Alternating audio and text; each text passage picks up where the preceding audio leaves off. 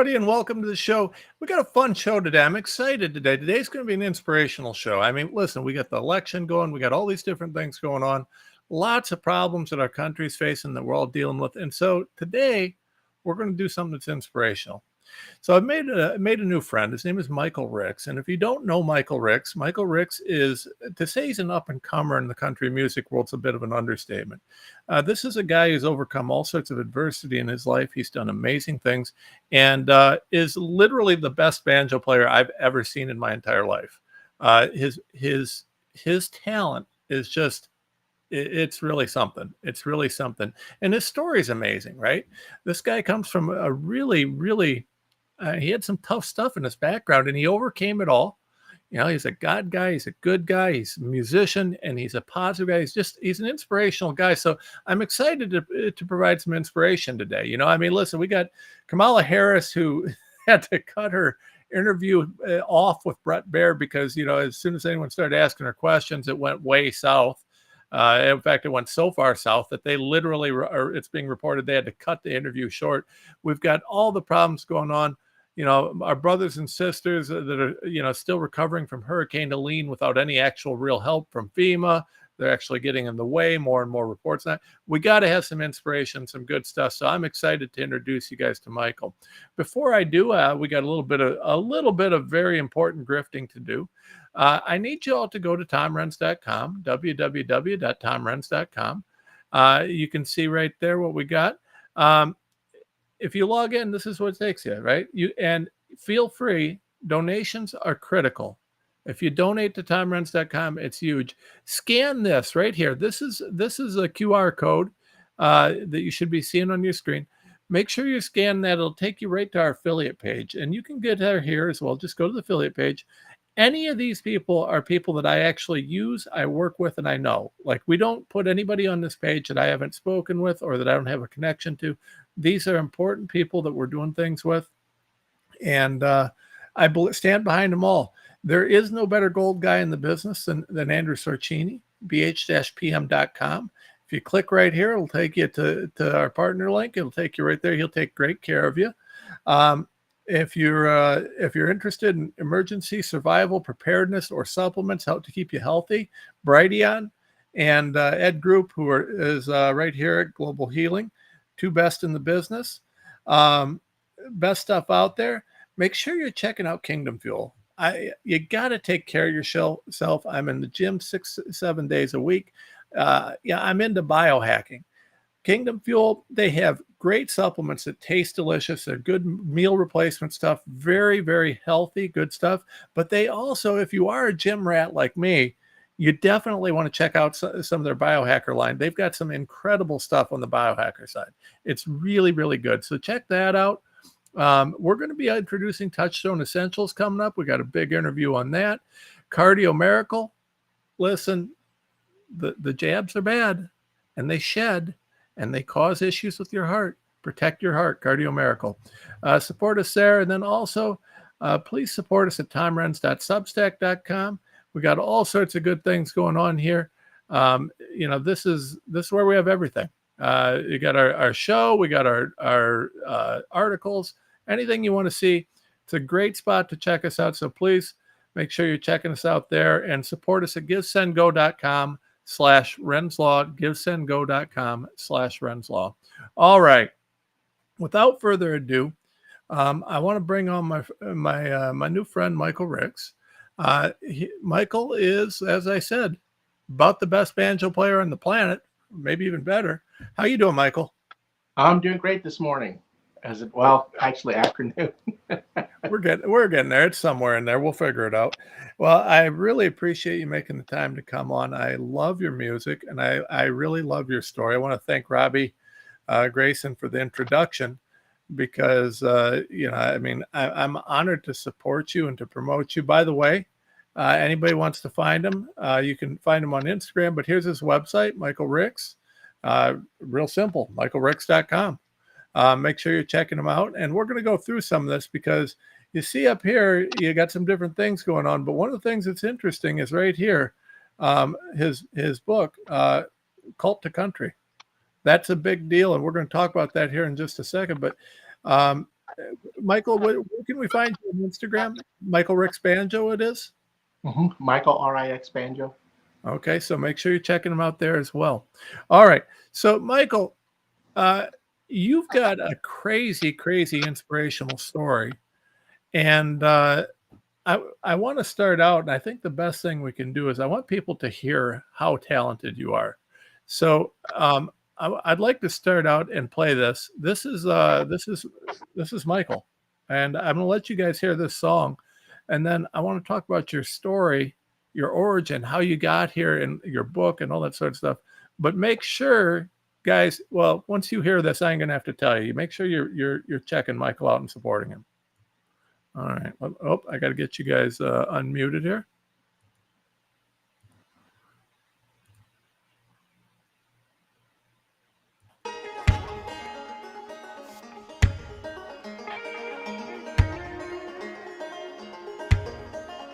I can see the sun. I can see the sun coming up to greet me. I can breathe it in deep. I can see the sun shining on you, shining on me. Oh, I can see the sun.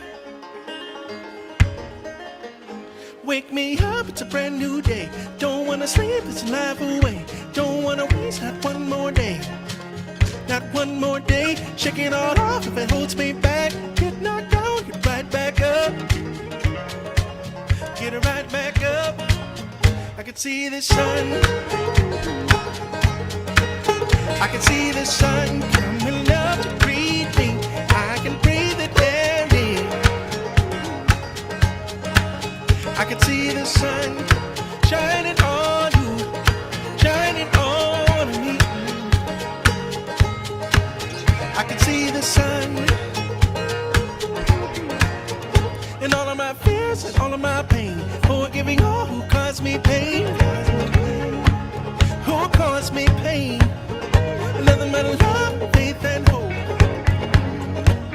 And the strength I've gained, for the strength I've gained, I can see the sun. Oh, I can see the sun coming up to greet me. I can breathe again. Oh, I see the sun shining on you, shining on me. Oh, I can see the sun. All I gotta do now, all I gotta be now is in front of me. All I gotta do now, all I gotta be now is just be free. All I gotta do now, all I gotta be now is in front of me. All I gotta do now, all I gotta be now is just be free. Oh, I can see the sun. I can see the sun. Yeah, yeah, yeah. I can see the sun coming up to greet me. I can breathe again. I can breathe again in me. Oh, I can see the sun shining on you, shining on me. Oh, I can see the sun. Wake me up, it's a brand new day. Don't wanna sleep this time away. Don't wanna waste not one more day.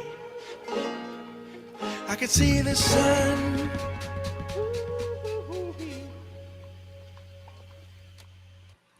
Love it. Love it. And folks, so Michael is like I said, he's coming up, and that's from him.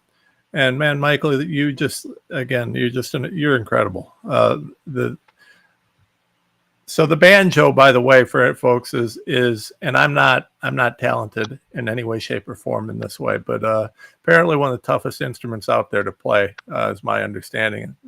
You seem to have that down, man. You got that. You own that thing. Well, it helps that I had a lot of great musicians to emulate and to learn technique from. One of the really interesting things I've learned about playing music is that a lot of what would normally seem extremely difficult, if they just teach you the technique, a lot of times if you look at the technique, that's probably the most important thing to learn.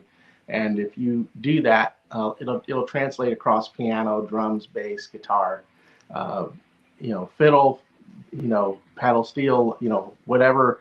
At least Huh. on the general with stringed instruments. So before I played banjo, I played guitar for over 20 years, and I was heavily influenced by a guitarist and songwriter producer named Wayne Kirkpatrick.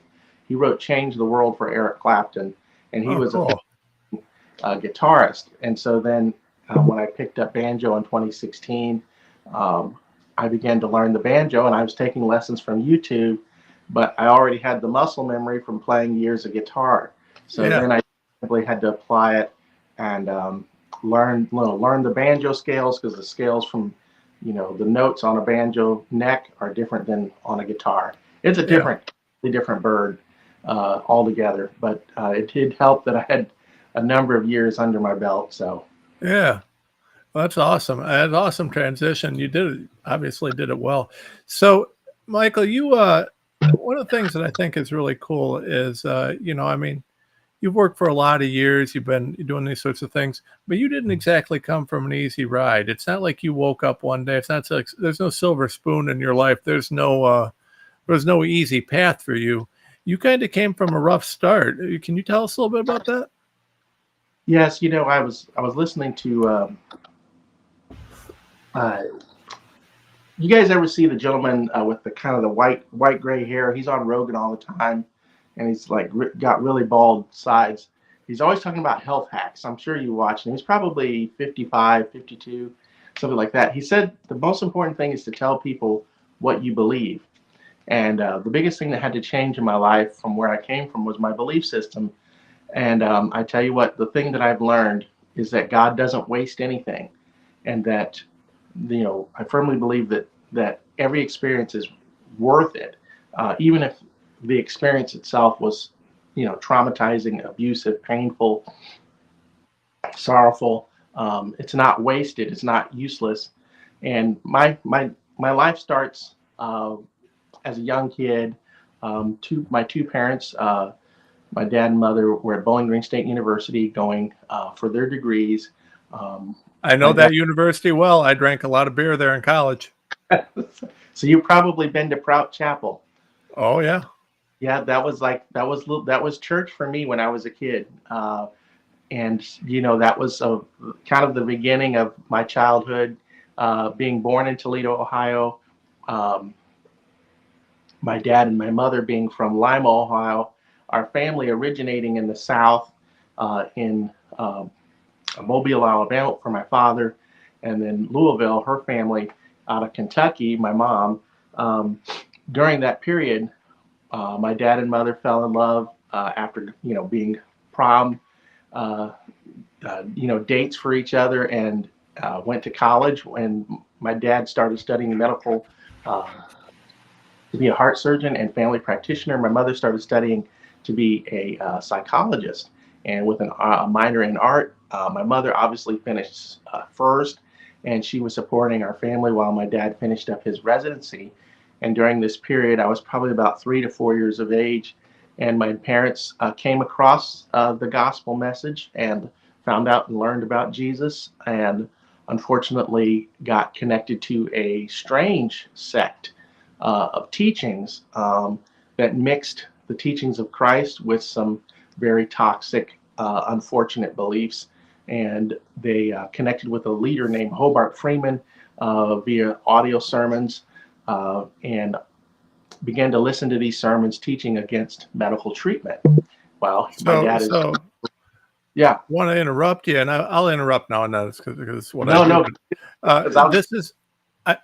It's important because here's the thing, folks. So you got a guy whose mom and dad are both into health and medicine. I mean, you got a guy studying medical school. You got a lady who's a psychologist, and psychologist is important because not only in medicine but also studying how people work. But the cult aspect of things, and it's a really important thing, and it's something that people need to understand because it's more common than people realize. And there's a lot of cult-like belief out there, and even very, very brilliant people, competent people, educated people get pulled into this. And that's kind of what happened in the case of your parents, right? Yes, yes. My parents were, coming out of the 60s and the 50s. My grandmother was a Fisk Jubilee singer at Fisk University in Nashville, one of the first black colleges in Nashville, in the country. Awesome. She was in the music band that toured worldwide, raising money for Fisk University. And it's actually, Fisk University is actually the school where the Queen of England, after hearing the singers come from the United States to visit the Queen, she said, "You all must be from Music City because the music sounds so beautiful." And that's how Nashville got the name Music City. But back to my grandmother and my grandfather, they were both, coming into the opportunity to be, financially elevated by coming up north. Yeah. My grandmother was in the military. My grandfather being from Mobile, and my grandmother LaJoyce, who was in Fisk. They made their way up there to start elevating, and leaving behind poverty. And, the black community was, coming off of civil rights and all that. So my parents were supposed to be these, elevated, accelerated, successful people. They were supposed to be able to have the opportunity to do certain things. And, they both were, worked real hard in school and worked real hard to get into college. And, so they were supposed to be the family's shining lights. My dad was told, from the time of a young child, "You're going to be a doctor." And my mother had seen some things in her family. So they both wanted to be highly educated, highly, intelligent people. And they wanted to learn everything they could possibly learn. It's just unfortunate that they connected with Faith Assembly out of Northern Indiana, a cult of about 1,200 to 2,000 member church that had a worldwide constituency of satellite churches across the United States, Europe, and Africa. Hobart Freeman, you can look him up on Wikipedia. He, was, for lack of, intending well, but just got off into some very strange teachings, and ultimately hurt a lot of people. And a lot of people, had to rediscover their life's direction and figure out where they want to go after going through what that cult brought to them. Yeah. And I'd never heard of this group or anything about them, but the kind of the mainstay, my understanding is of this cult was stay away from all medical treatment. Now, listen, in light of what I've done with COVID and some of these other things, I can certainly understand, the hesitancy and distrust in healthcare, but there's a difference between distrust for big pharma or something like that and what you're talking about. In your case, what you're talking about is it don't matter how sick you are, it don't matter what's going on, you just don't do anything about it, right? I mean, tell me a little bit about that. Yeah, because it was pretty extreme, is my understanding. Yes, my father came across one particular sermon where the preacher was saying, the reference was Jonah, who was running from God. We all know, if you're familiar with church, Jonah runs from God, gets swallowed by a whale. Long story short, in the sermon, the preacher says, God has a ways and means committee by which he will get to you. And, very, very kind of, dark, like, God running after you with a big stick kind of a statement. And my dad took that to mean, okay, it's time to leave the medical profession. And, by this point, Hobart Freeman had become very extreme in his teachings. And he was telling people that it was a sin to go to a doctor, that if you didn't use only prayer to recover, your physical health, then you were sinning in some way and displeasing God, and ultimately even endangering your physical condition. Because he would read from medical journals and read about all the malpractice situations where people obviously experience loss of life or very difficult circumstances or injuries. Right. So it was unfortunate that he perpetuated this idea that all you needed was faith or prayer, And you know, and there, you know, we've all heard of miraculous recoveries and miraculous Sure. miracles where people, you know, even science has proved that, you know, if you put some people across the world praying for this person across the world, then, you know, there is actually a scientific energy that transfers. And we know it to be faith, but they have actually proven that that actually works. But in every situation, it isn't always the most effective circumstance. And God gave us medicine, God gave us natural remedies, God gave us Yeah. pharmaceuticals. You know, even pharmaceuticals can be great, you know, often for short periods of time, and often they bring about the you know the help that's needed. So it's Right. unfortunate that, you know, we were told not to use everything at our disposal in those situations. Right. Well, and that's the thing, right? So, I mean, listen, there's no doubt. I mean, I'm a Christian. We're all Christians. Yes, there's power in prayer. God can have your back, and He will have your back, you know, that sort of thing.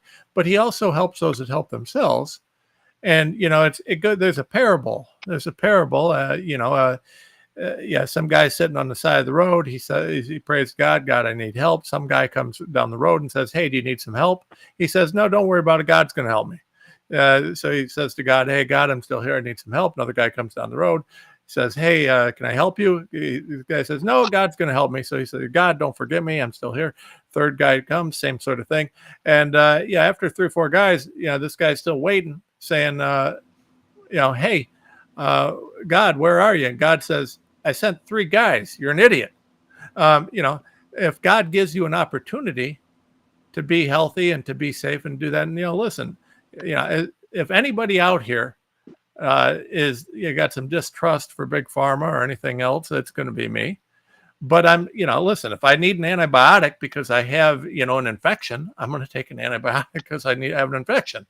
You know, so yeah, there's a difference between being smart and questioning things and being a bonehead and just, you know, we're going to do that. And you know, for me, you know, doing that is not the right thing to do. God wants you to take charge of your life and to do your things. But, you know, my interpretation of Christianity aside, the thing that's really interesting is you got a guy who's literally going to medical school. Yeah. Mm-hmm. Yeah, a guy who, and I think the thing that we really want to talk about, because I know, you know, this happens, and I mean, I've watched people on the right, on the left, across the board, who will be susceptible to these kind of cult-like beliefs, and they'll fall into it, and that seems to be the thing. It sounds very persuasive, and when you start saying it's God's will, well, nobody wants to question that, right? And so, I mean, so they pulled it in. So how severe was it? Like, what kind of impacts did it have? You know, how did this affect you growing up in a practical sense? Well, in a very practical sense, my dad eventually decides to leave the um, you know, medical profession, decides that, you know, that these doctrines are, you know, what he's going to adhere to. And my mother and him decided to follow those teachings. Ultimately, by the time I was 8 years old, we get on a Greyhound bus, and we get, you know, by this point, my other 3 brothers and sisters, there's 4 of us children, and we take a Greyhound to northern Indiana from Ohio, from Lima, Ohio. We go there, end up on a Wednesday night, and ended up attending that first night of services as we had been new to that experience. And that was our first time, you know, trying to kind of follow this saga, so to speak, this kind of like, you know, this, oh my God, if we can just get to Faith Assembly, we will be, you know, the most holy, the most honorable, the most pious, the most dignified people. And you know, it was really sad to see my father for a number of years really struggle to find his direction and find, you know, his path after that. You know, ultimately, Hobart Freeman began to really bear down on these teachings. He got sued for a number of complications that he caused with some people that he gave advice to. It ended up being pretty high cost uh, lawsuits that were brought against him. By this point, the I'm starting to suffer with asthma pretty severely from age 11 to age 14, and by this time there are 7 of us kids. in the household, and um, I have a brother that contracted meningitis. Over the course of a week, he declines as my father falls into the trap of trying to follow these teachings. Is praying, for hours at a time every day during this whole week, and my brother ultimately declines and passes away. Ultimately, I witnessed his passing at age I'm 14. sorry.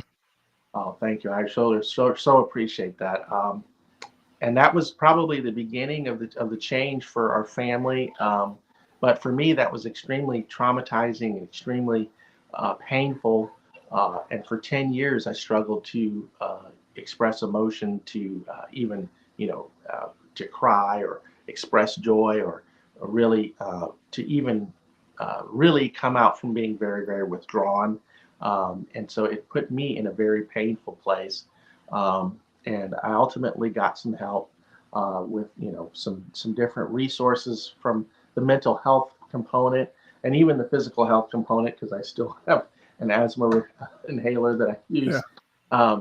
So being a Which is pretty awesome being a singer. I mean, you're able to perform yeah. in the way that you do. So I mean, that's it's not been easy. It's been like you were saying, I didn't wake up in the morning and walk out the door with everything road ready. My parents did a lot for me. They taught me the Bible, taught me the gospel, taught me morals, taught me good judgment and things of that nature. I went to private schools, went to college for mechanical engineering.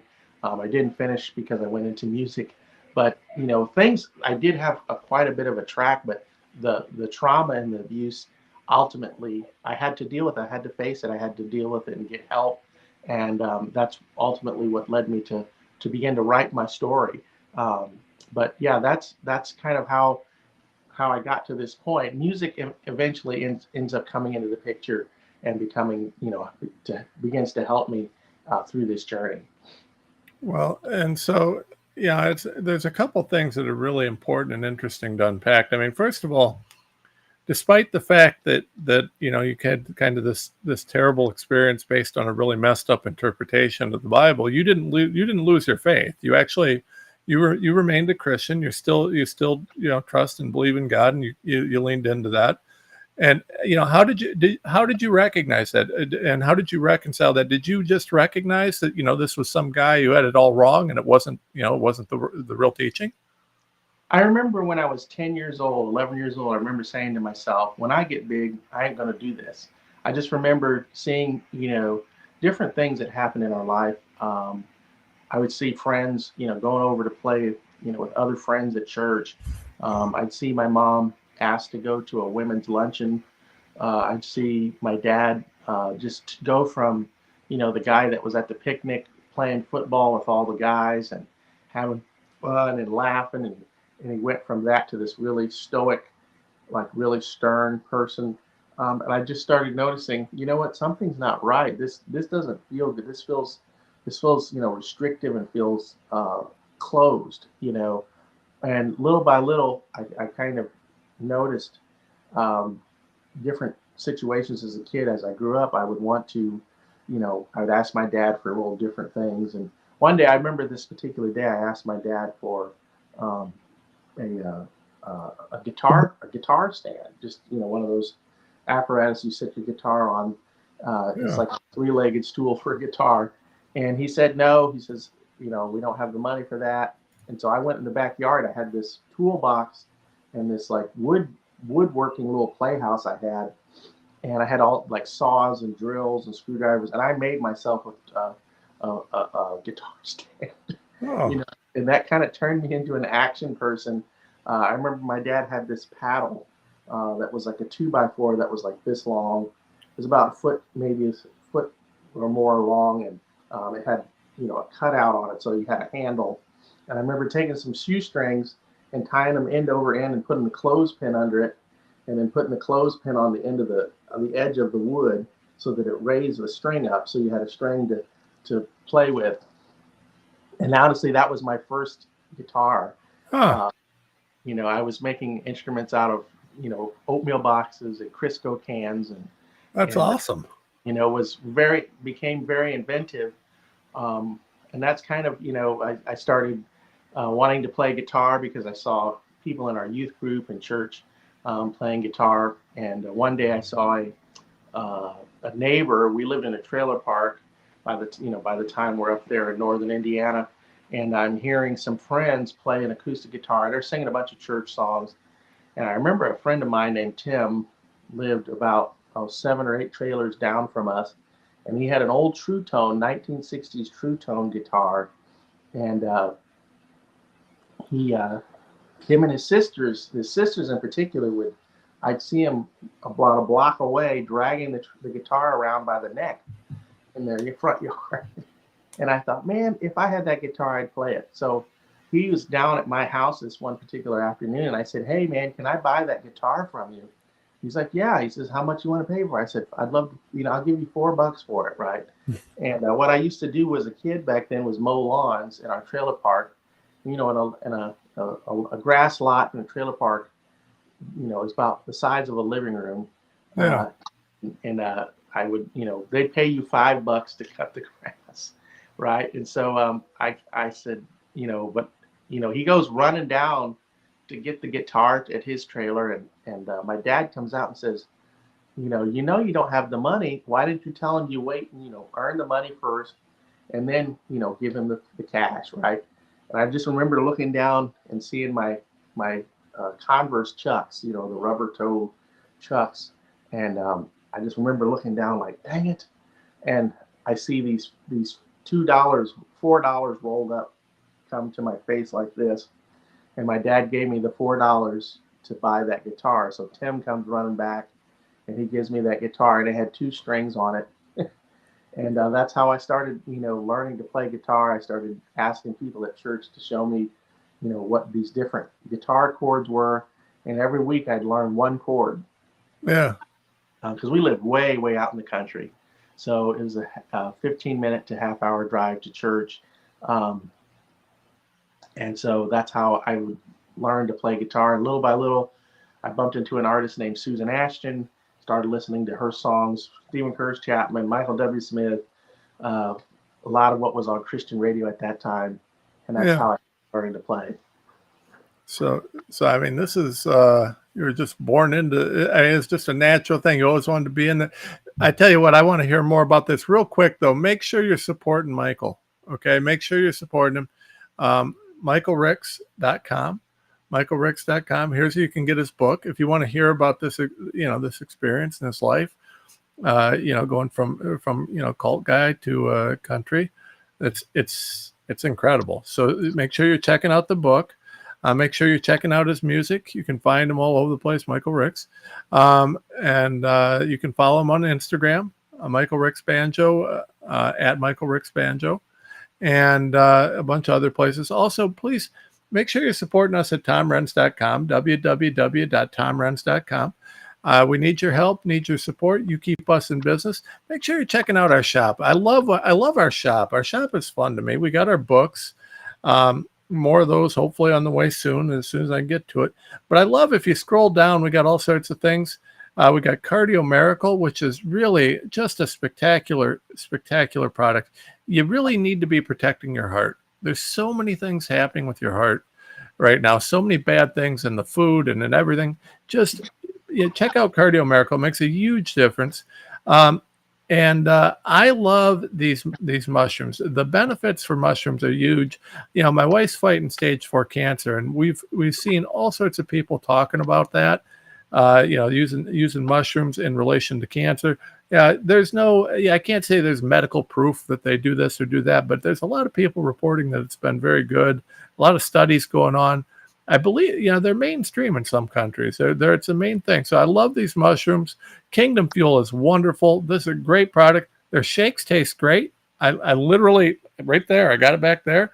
And Kingdom Energy, you want to boost. This will do it. The H2, Kingdom H2, I got back here on the screen. You can see if you click on the affiliate links and you go to Kingdom Fuel, you can get over there, and it'll take you to show you the H2 thing, it's a water filter. It's a water cleaner. It hydrogenizes your water. So many benefits, so many good things.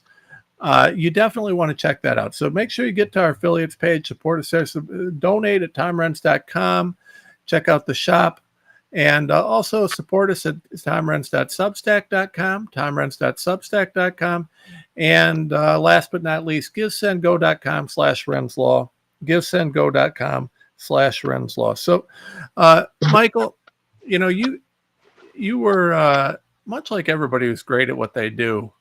You usually kind of find that you got some love for it as a young guy. Like for me, the thing that I've always been most passionate about from like birth is I've always been a fighter, right? That's my thing. I do the lawyer, I do the media, I do the politics.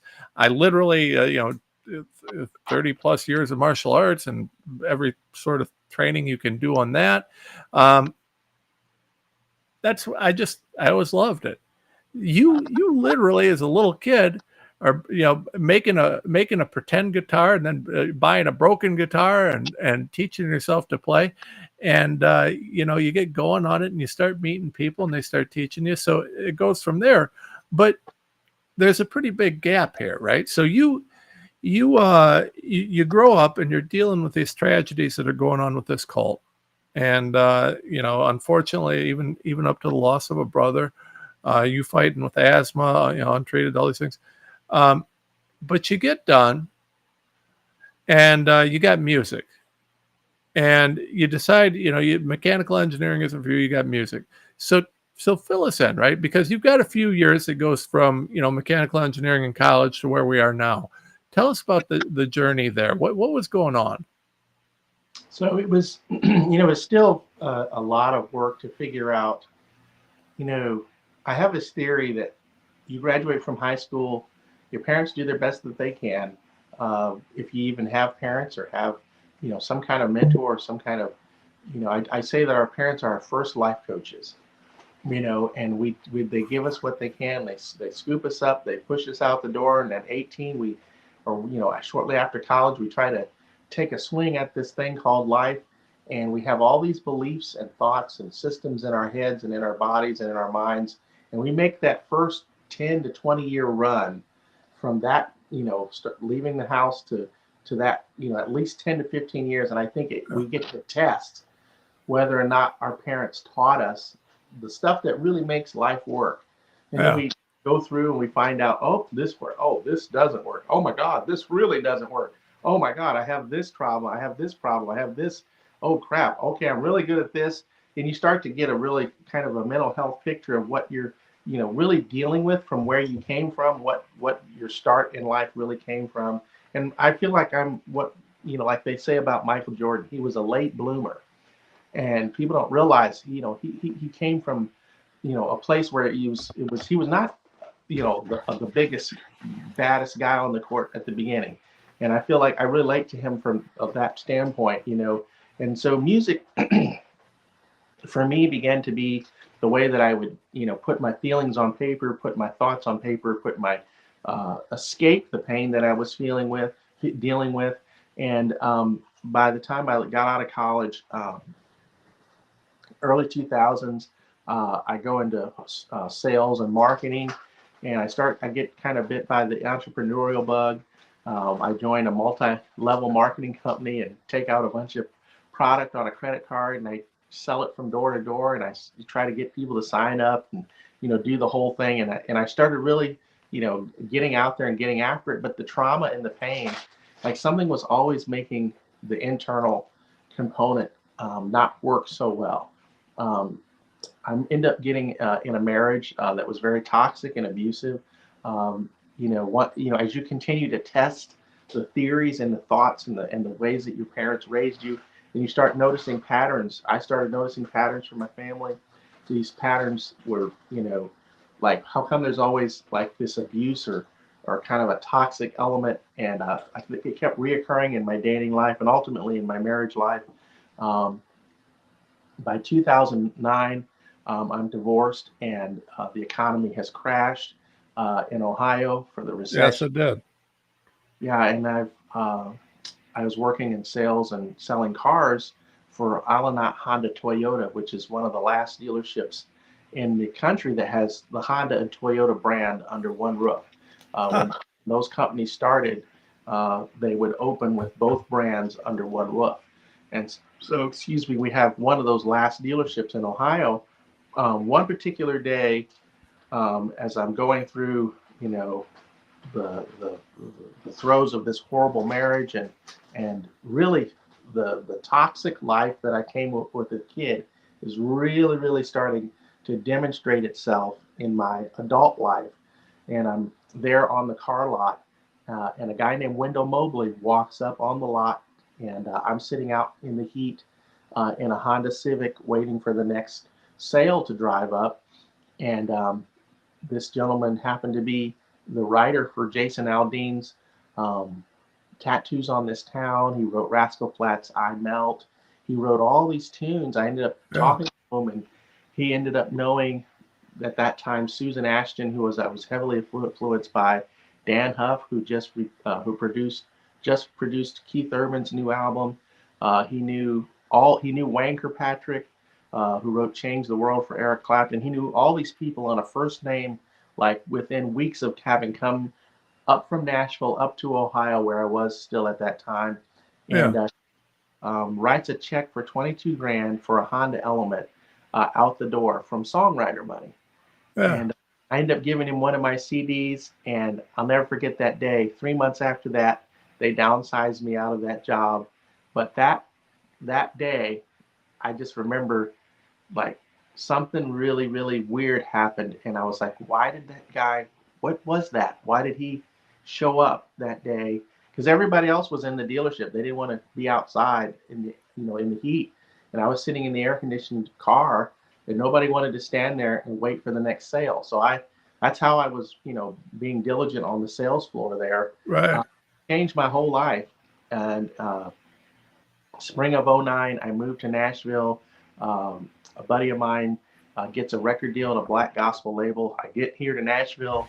My brakes go out at lunch that day here in Franklin, Tennessee, and I can't drive back to Ohio after visiting my buddy Leroy Purtle. And I'm stuck with this old 1994 rusted out Toyota Camry, and all the brake lines are rusted from the winter, and the brake lines literally break in the parking lot, and I cannot get back to Ohio. And my buddy Leroy Purtle is sitting next to me. He's like, "Dude, this is your sign. This is God saying we're taking away your brakes, and you can't leave."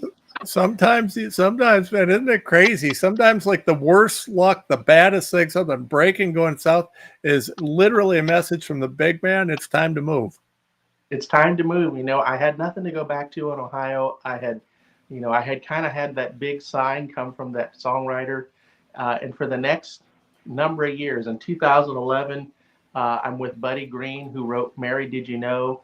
And another American Idol artist named Tristan McIntosh, who was a top performer on American Idol. And we're performing there at this event in Brentwood, Tennessee, which is a suburb of Nashville. And they say, hey, we're raising money for this youth counseling center that has we're probably sitting there with 600 people at their annual banquet playing music for them. And they say, okay, we're going to take a break. And they announce the name of this person coming in. These two guys, Neil Thrasher and Wendell Mobley, are going to, when we take a break, they're going to come in and play for the halftime part of that event. So I go in the back to the green room, and I open the door, and we literally almost collided into each other. And I ended up saying hello to him again. And that was from, like over 4 years ago, till I accidentally bumped into him. And then last summer, I bumped into him again playing at a farmer's market in downtown Franklin. I'm setting up all of my gear and mics and all that stuff. And I look up, and him and his woman are walking up toward me at this farmer's market. I hadn't seen him in years. Yeah. So it's funny. I've had 3 different random, like no reason at all for this guy to walk into my life or walk around me or anything. And that's one of those, again, I've had so many magical, quote unquote, signs like that. Yeah. in this country music journey. Um, and little by little, in the 2010, 2012, 2013, I go through very significant clinical counseling. I end up going through some very deep prayer therapies, one of them which is called Sozo prayer. It's where you actually, you sit down with a psychologist and they literally go through your life timeline and address every major trauma to get your body and your mind to release those traumas, and to get your psychological hold on that trauma to break. Yeah. So stop, reliving the video in your mind. Stop replaying the toxic beliefs. Oh, they'll never love me. Oh, if they ever see the worst part of me, oh, nobody will ever talk to me. Oh, if they ever really knew where I came from, oh, I'm too short. Oh, I'm too, all those things like that come from, the insecurities that come from our past. And then I also got life coaching. And then I began to put my story in a book in 2018. And I was blessed one summer to house sit for a lady who was underwriting a festival in California, in Northern California. And so she needed, she's in her 70s and she needed me to sit at her house. So she paid me to live there for almost a year. And I got up every day and just wrote this book with the help of Robbie Grayson, who you mentioned. Yeah. And that's kind of how I started putting my story in a book. And that telling that story was really how I began to make the change. Well, and it's incredible. And I want people to understand something. Michael's talking about this stuff and we're listening to this stuff, but the trauma that goes along with being in a cult-like group, one that's so severe that actually results in death of people. I mean, this isn't a joke. I mean, these are people who are, a guy who literally was in medical school was convinced to sit and watch, these sort of things happen. I mean, Michael faced some real trauma here. You got to understand something.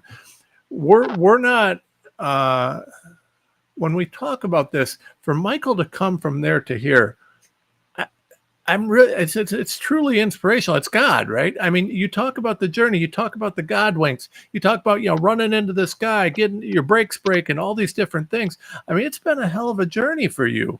And, yet, here you are today and you're really rising. I mean, you're playing some big shows. You've got some big opportunities and you're really just breaking out now. I mean, tell us about that. Like, tell us about some of the big stuff you're doing. I mean, because I think it's so incredible. And I love the brake story.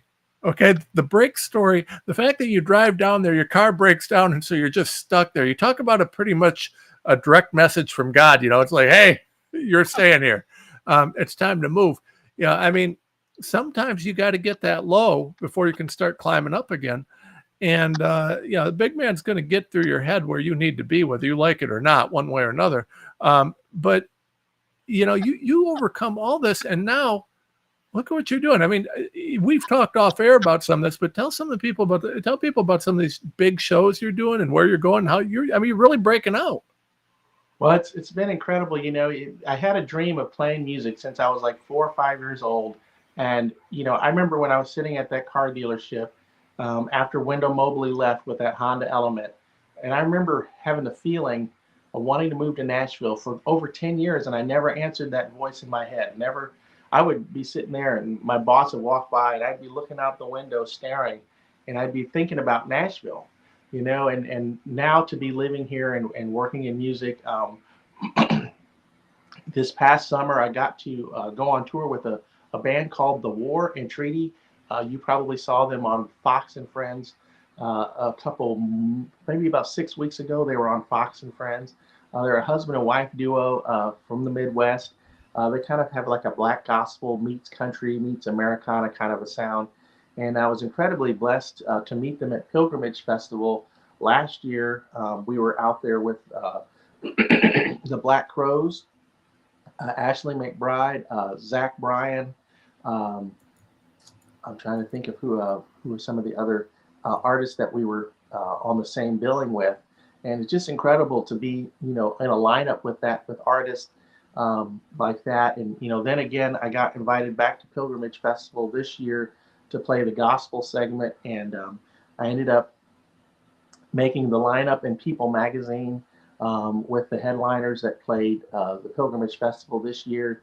We played, when I was out on the road, we played Red Rocks with Ian Munsick. Ian Munsick has the title track on the new, excuse me, Cody Johnson album.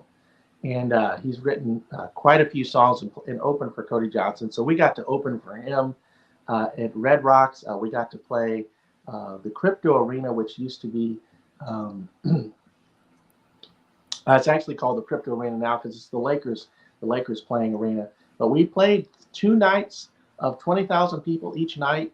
He played 4 shows that night, that weekend, 20,000 people. We got to play 2 nights of 20,000 people with Zach Bryan, with Warren Treaty, just unbelievable opportunities. Then that culminated with playing at the Nissan Stadium, the Titan Stadium in Nashville, which seats 70,000 people. We went on before Keith Urban and got to play, in front of 70,000 people. Just unbelievable, opportunities that came this summer. Another crazy miracle happened last year. I was invited to go to London to open London Fashion Week with a eco fashions designer named Jeff Garner. Jeff Garner is one of those guys out here blowing the whistle on the toxins and the colors and the fibers that are poisonous in our clothing. Really, disrupt your electrical energy that's on your body. And he started a whole line of fabrics and fashions that don't mistreat your body. And so I was invited to go to London to open London Fashion Week, to literally kick off the global event called London Fashion Week last September. This year, we actually released a national documentary called Let Them Be Naked, where he goes through, all these different fashion people and manufacturers and things, and really tells the story of what our clothing is doing to our bodies and some of the court cases. And it's real. It's very real. I've looked into some of this. I mean, it's people don't know how toxic some of your clothing is, but I mean, it really is. It's an issue. It's one of those things that it just hasn't hit the press yet, but it's a legit story. It really is. That's one of the events I got to play the Franklin Theater with him, and they premiered the documentary, which is sponsored by the Redford Foundation, Robert Redford, by the way, and that's going out to Netflix and Amazon and all those venues, streaming venues, shortly. This is just another miracle that I've been blessed to do, and now I'm working on a few other dates and things with him as I played the music behind the runway, and ended up being the first artist last year when we played London to be the first to play the 200-year-old Burlington Arcade, which is the oldest shopping center in the world. So it was a really amazing honor.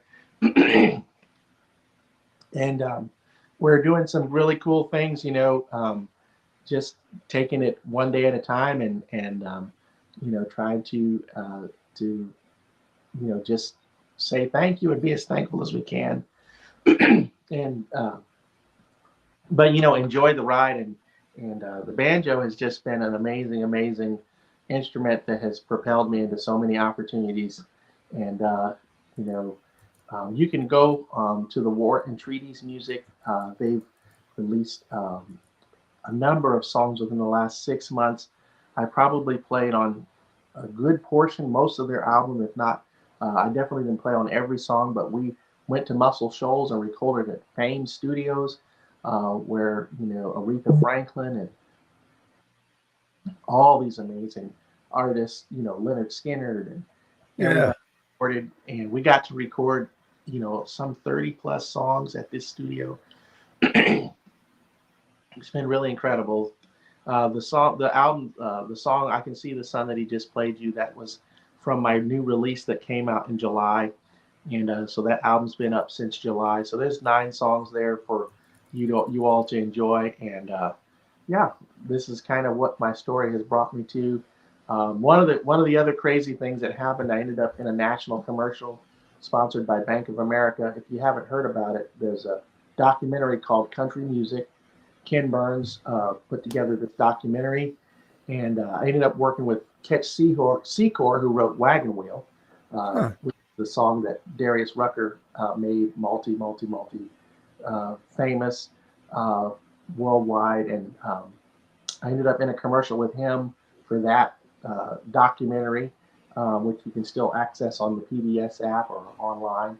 And it's called Country Music. And I got put in the national commercials with that, with Ketch Secor. It's just been an amazing journey. Well, Michael, it's an awesome thing. Like I said, with all that's going on in the country and in the world today, it's awesome to have a story about a guy who's doing good things, seeing success, overcoming adversity. Man, you're an inspiration. You're a good man. And we'll have to have you come back on sometime again. Maybe we can get you actually do a live performance on the show, get some people. You keep promoting. Listen, I want to see you. You should be a superstar, man. I hope it happens. We'll back you on that, and I appreciate the time. Everybody, make sure you're supporting Michael, michaelricks.com,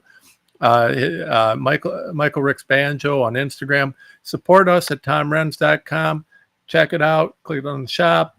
You know what to do, and all sorts of things.